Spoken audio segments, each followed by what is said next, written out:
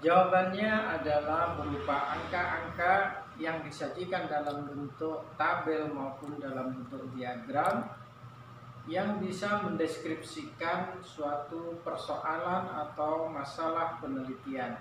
Karena kita tahu bahwa dalam karya ilmiah terdapat rumusan masalah. Nah, disitulah permasalahan tersebut diperoleh melalui pengumpulan data, kemudian pengolahan, analisis dan interpretasi sehingga dapat ditarik suatu kesimpulan umum yang kita sebut data-data itu sebagai statistik. Oke, berikutnya kita masuk kepada subbab yang kedua, yaitu sejarah dan pengertian statistik.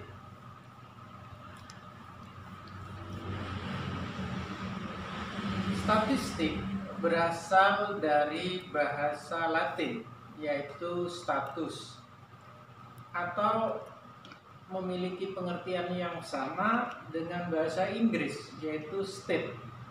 Jadi statistik berasal dari kata status atau state dalam bahasa Inggris yang diartikan sebagai negara. Nah, mengapa demikian? Karena awalnya statistik dianggap sebagai data yang dilakukan oleh Aristoteles untuk menuliskan sebanyak 158 negara yang di dalam buku Aristoteles menyebut sebagai statistik. Nah, sepanjang sejarah ternyata sejarah statistik ini sangat panjang. Sejarah statistik sangat panjang karena dikaitkan dengan peradaban manusia sejak manusia itu mengenal angka-angka dan membutuhkan data. Pada masa sebelum Masehi, statistik telah dikenal oleh bangsa Mesopotamia. Kemudian statistik atau angka-angka pada saat itu juga dikenal oleh bangsa Mesir.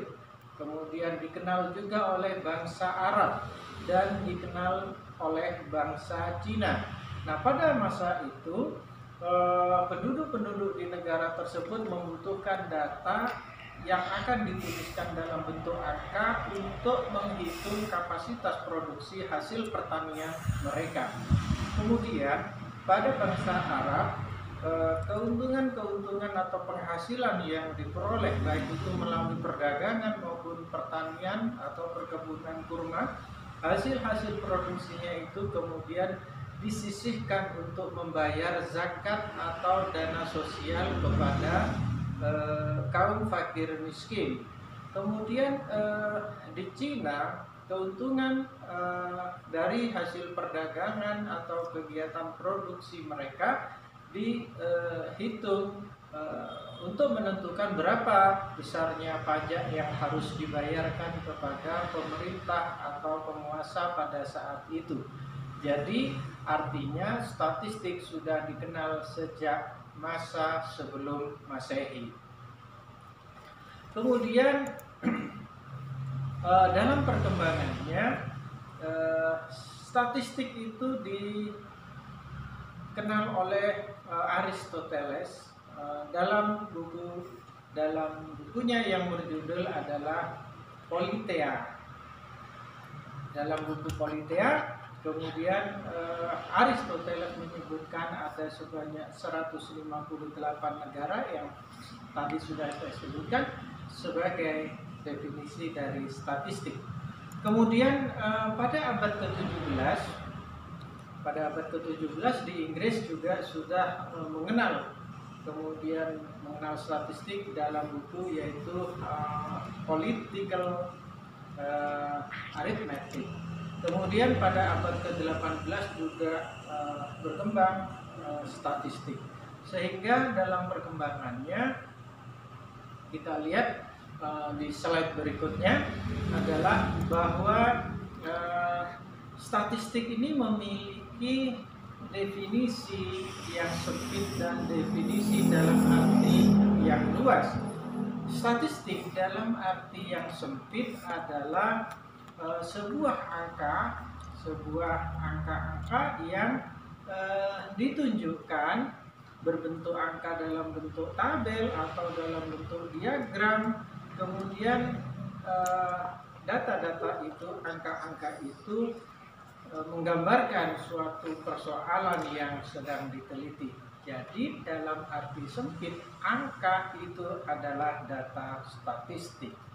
Kemudian dalam pengertian yang luas, statistik itu diartikan sebagai suatu metode untuk menyusun karya ilmiah. Nah, sebelum kita bahas dalam pengertian yang luas, statistik saya coba tampilkan pada slide. Di sini saya sampaikan ada contoh statistik dalam arti yang sempit. Misalnya tentang data berupa tabel jumlah pengunjung atau tamu yang masuk ke sebuah hotel, menginap di sebuah hotel. Kemudian ada juga data yang ditampilkan dalam gambar grafik, misalnya diagram batang atau diagram lingkaran. Kemudian kita lihat di slide berikutnya, misalnya ada data statistik dalam bentuk tabel yang menggambarkan tentang rata-rata jumlah kunjungan wisatawan domestik maupun mancanegara ke sebuah hotel, atau mungkin juga rata-rata lama menginap dan sebagainya. Ya, ini adalah contoh statistik dalam arti yang sempit. Nah, lebih detail kita lihat slide berikutnya. Statistik dalam arti yang luas adalah sebuah cabang ilmu pengetahuan yang menggambarkan tentang data-data atau angka dalam satu metode. Dalam satu metode berupa kegiatan pengumpulan data, kemudian pengolahan data, kemudian menginterpretasikan data, dan pada akhirnya menyimpulkan data sehingga bisa diambil keputusan akhir terkait dengan hasil temuan penelitian di lapangan. Jadi ini merupakan pengertian secara luas. Singkatnya, kita lihat di slide berikutnya bahwa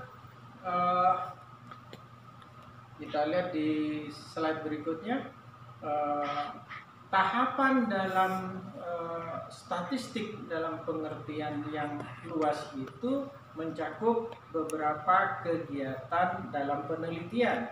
Misalnya apa itu? Tahap pertama adalah pengumpulan data. Tahap kedua berupa pengolahan data. Kemudian tahap ketiga berupa analisis dan interpretasi data. Kemudian tahap yang saya ulangi, pengumpulan data, kemudian penyusunan atau coding, kemudian yang ketiga adalah pengumuman data, kemudian yang keempat analisa data, yang kelima adalah interpretasi data. Nah, ini semua kegiatan-kegiatan tersebut merupakan salah satu tahapan statistik dalam pengertian yang luas. Singkatnya adalah bahwa kita lihat di slide berikutnya bahwa contoh statistik dalam pengertian yang luas, statistik itu dapat dilihat dalam satu karya ilmiah, misalnya tugas akhir berupa skripsi atau berupa tesis atau berupa disertasi. Jadi statistik dalam pengertian luas itu merupakan metode penelitian yang di dalamnya mencakup proses mulai dari kegiatan mengumpulkan data, kemudian menyusun atau mengcoding data, kemudian mengolah data, menganalisis data, menginterpretasikan data, sampai dengan menyimpulkan hasil temuan di lapangan. Berikutnya kita lihat di slide berikutnya kita lihat Coba Anda lihat di slide di sini, silahkan Anda lihat. Kita akan pelajari tentang jenis-jenis statistik. Jenis statistik dibedakan menjadi statistik deskriptif dan statistik inferensial. Apa itu statistik deskriptif dan statistik inferensial? Oke, kita lihat di slide berikutnya. Statistik deskriptif yang juga disebut sebagai statistik deduktif. Ini merupakan statistik yang mendeskripsikan karakteristik data atau serangkaian data, atau pula disebut dengan kelompok-kelompok data yang bisa diolah, tetapi data tersebut setelah melalui proses pengumpulan data itu tidak digeneralisasi atau tidak dilakukan pengambilan kesimpulan secara umum, sehingga data-data statistik deskriptif ini hanya bisa memberikan informasi atau gambaran saja tanpa peneliti bisa menyimpulkan dari data tersebut.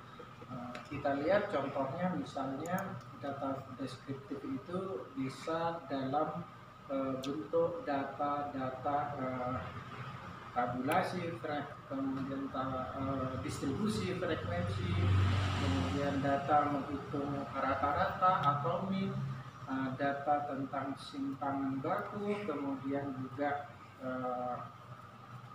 data-data yang terkait lainnya yang relevan dalam statistik deskriptif. Oke, kita lihat di slide berikutnya. Sudah saya sampaikan tadi, kita lanjutkan ke slide yang berikutnya. Statistik inferensial. Apakah statistik inferensial itu? Nah, statistik inferensial ini merupakan statistik induktif, disebut juga sebagai statistik induktif karena cakupannya lebih luas daripada statistik deskriptif yang hanya menggambarkan karakteristik data. Pada statistik inferensial ini merupakan menggambarkan aturan atau metode yang dapat digunakan untuk membuat ramalan atau perkiraan atau prediksi data yang akan datang, sehingga di sini dilakukan kuantifikasi, perhitungan-perhitungan dengan menggunakan metode forecast atau metode-metode lain. Data yang dihasilkan bisa memberikan informasi setelah dilakukan generalisasi atau mengambil kesimpulan secara umum. Contohnya misalnya dalam statistik inferensial, seorang peneliti ingin mengetahui apakah terdapat hubungan antara sebelum dilakukan penelitian COVID-19 dengan setelah dilakukan penelitian COVID-19 terhadap pengaruhnya kunjungan wisatawan mancanegara ke Indonesia, atau juga bisa mengetahui perbedaan antara pegawai atau staf di bagian resepsionis yang berjenis kelamin laki-laki dengan staf yang berjenis kelamin perempuan. Data-data ini akan diolah sehingga bisa menghasilkan temuan atau data yang bisa dapat diambil suatu kesimpulan umum. Oleh karena itu disebut sebagai statistik inferensial. Kita lanjutkan, yang terakhir adalah fungsi dan kegunaan statistik. Kita lihat fungsi statistik adalah sebagai alat bantu. Alat bantu yang bisa membantu seorang peneliti dalam melakukan penelitian. sehingga statistik ini bisa mempercepat proses temuan dari apa-apa yang sudah diperoleh di lapangan. Sebagai alat bantu, tentu statistik membantu peneliti untuk membuat keputusan setelah melalui tahapan mengumpulkan data, kemudian menyusun data atau mengcoding data. Setelah itu mengolah data, menganalisis data, kemudian menginterpretasikan data, dan terakhir menyimpulkan temuan yang sudah diperoleh dari tahapan-tahapan proses penelitian. Jadi akan mempermudah seorang peneliti karena statistik membantu untuk mempercepat mengambil keputusan. Lalu apa kegunaan dari statistik? Ternyata statistik ini memiliki beberapa kegunaan. Salah satunya dalam materi hari ini saya sampaikan, paling tidak dalam salah satu literatur disebutkan ada 3 kegunaan statistik.